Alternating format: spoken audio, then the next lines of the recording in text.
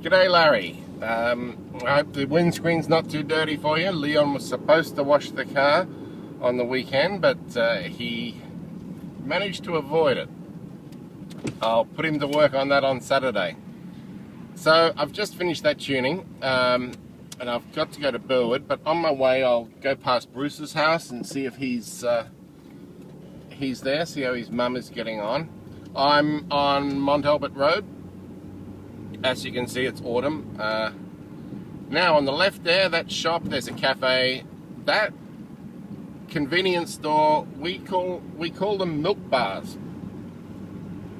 I don't know why. I guess they used to be dairies back in the day. In fact, I remember my grandparents used to call the milk bar a dairy. It's what do we got? About 11:30 a.m. Wednesday morning. Yeah, it's quite pretty. As you can see, it's full on autumn. In fact, I guess you'd say it's almost the end of autumn up here. This part of town. We don't really have the pronounced autumn that you guys have because so many of our native trees are not deciduous.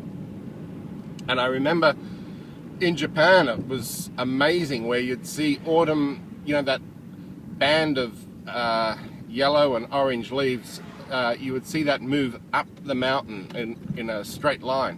It was quite incredible. That you almost never see that in Australia. So I'm in a suburb called Surrey Hills. As I mentioned, it's not too far from me. On my left, that's the Holy Redeemer Catholic Church. That's where my good old mate Marty was. That's where his funeral service was held, and his wife's before that. The curse of Melbourne is that we still have quite a few level railway crossings like this one. It's crazy. Sydney got rid of theirs years ago. I think Sydney might only have 2 or 3. We've got about 20. This is a little village of Mont Albert. I'll take a little detour because this will be a YouTube video anyway. This is a pretty little place. Not much happens around here. I think there's a supermarket, yep, on the right hand side. There's a few cafes, butcher, another milk bar, an opportunity shop, or I guess you call them opportunity shops, second-hand stores for charity, another cafe. This is the Mont Albert railway station, which is quite a pretty old one. That would date from the 1890s, when this part of Melbourne was opened up, and some of the homes around here are quite pretty too. I'll pull into one driveway. In fact, I have some customers in this road. If I could remember the house, I'd leave my card because I haven't been here I can't remember tuning down here for a couple of years. So this is alongside the railway line. It's a pretty little place, but if I can find a house of the period, I will pull in. Oh, there's one with a flag. And as I said, we don't often see flags here. What is it? It's got the Red Cross. White with a red cross. Is that Sweden? I'm thinking. Okay. That's giving you a little bit of a look at a Federation style home here.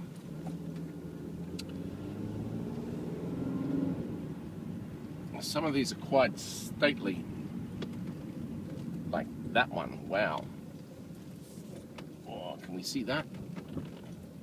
No, we can't really see that. That's a nice one. Anyway, I better go back. I think this is dead end. I seem to recall we run out of streets somewhere here. Sorry for the meander that I'm taking you on. But it's a nice time of the year. Winter begins for us on Saturday. 1st of June is the first official day of winter. Those speed humps, I don't know what you call them.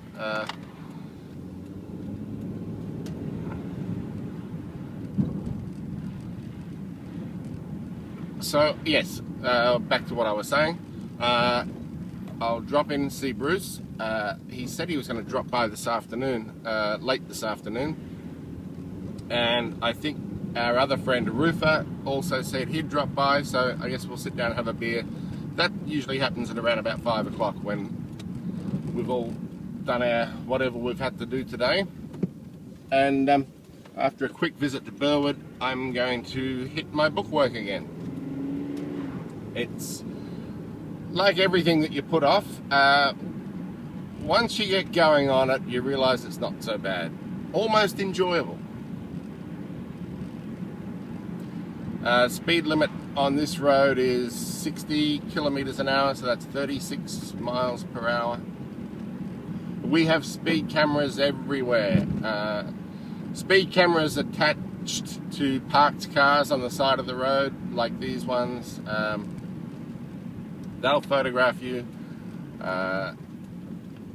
So many of the traffic intersections have red light cameras and fixed speed cameras. So unless you know where they're not, you don't try and run a red light in Melbourne. You'll get done. And the fines for traffic fines are just astronomical here. So you just don't do it. And you don't speed. It's just not worth it. They have cameras absolutely everywhere. And I'm not sure if you guys have them, but we also have point-to-point cameras. So I was on a highway heading north, up to Kilmore on Saturday, was it, to tune that little Yamaha piano.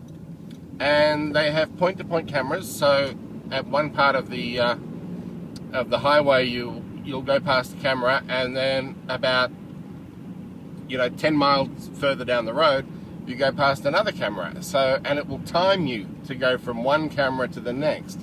So if your average speed is over the speed limit of, I think it's about 65 miles an hour, you'll get a ticket. So if you're overtaking a couple of cars and you're going over the speed limit a bit, then you better pull into the left and go under the speed limit a bit to get your average back to a legal limit. This is Surrey Hills. This is the highest point in metropolitan Melbourne. It's really not that high. Melbourne's a fairly flat place. Curses. But you can see on the right-hand side of the screen, that's a water tower. You can't get in there, which is a real shame. I'd really like to get in there because I love the Romanesque type archways that they have. You see about halfway up. Looks really good. And Bruce is only about 2 or 3 streets away from that water tower, and he complains because his water pressure is so bad, and it shouldn't be. It should be brilliant. Seeing the water is only